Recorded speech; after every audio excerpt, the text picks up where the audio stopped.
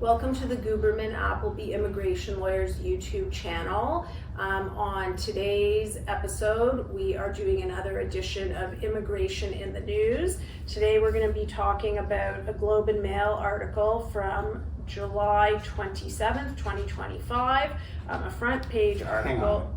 It's only the 17th. I don't think we can have July 27th. Oh, that's true. It's probably better than if I need my glasses for this, but that's all good. That's all right. This is a very futuristic channel. Keep rolling. So yes, it is the 17th of July, and it is, I think, always, great when immigration is front page news, which is becoming more and more commonplace. This particular article is called "Judge Stops Deportation of Non-Binary American After Trump Edicts." So, I think overall, it's a positive article. A judge has indicated that there is risk for trans and LGBTQ plus individuals who might be subject to return to the United States as a result of a refused immigration proceeding in Canada. Not quite. I disagree slightly. Okay. The judge didn't determine that there was a risk in the United States. That's certainly the implication. The judge determined that the immigration officer failed to consider whether or not there was a new risk because he was operating on old material. Okay, true. So failing to consider by an immigration officer isn't saying that there's a risk. No, but it shows that the immigration officer needs to turn their mind to the current facts of the situation. For sure.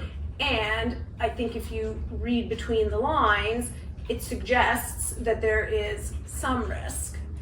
It certainly suggests that, and I think it's going to give rise to the potential, and I think we've been waiting for this, of various communities in the United States who now feel oppressed, from non-binary to gay to a variety of oppressed individuals who are being sent home after 20 years in the United States, of wanting to claim refugee status in Canada, and see how that unfolds. Mm-hmm. Well, the facts of this case are also interesting to me because the individual who was subject of the case, the federal court case, they had been here since 2022 and originally came as a visitor, but they have a Canadian partner. So, yes, it's odd. Very so odd. There's, I think, a little bit more to it than we're completely understanding just based on the article.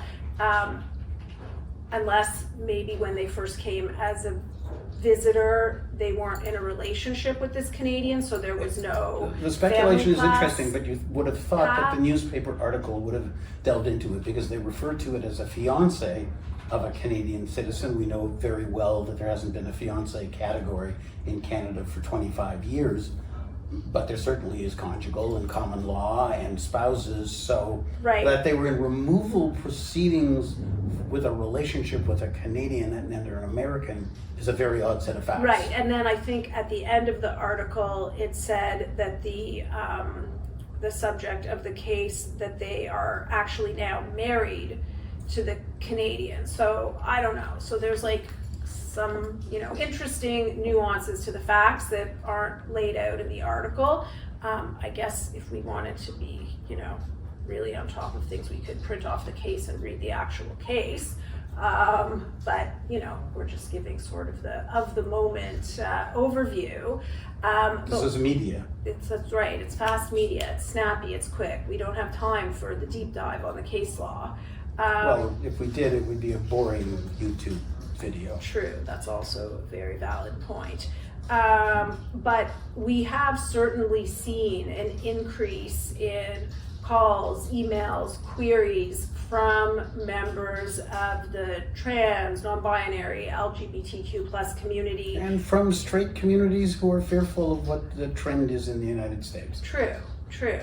But particularly, as it relates to this, I've had calls from many parents of trans children wondering, can their children get study permits? Is there a way for the parents to get work permits in Canada so that they can bring their kids with them? As this article alludes to, people, digging into their family past to see if anyone had Canadian citizenship and maybe they can apply for Canadian citizenship.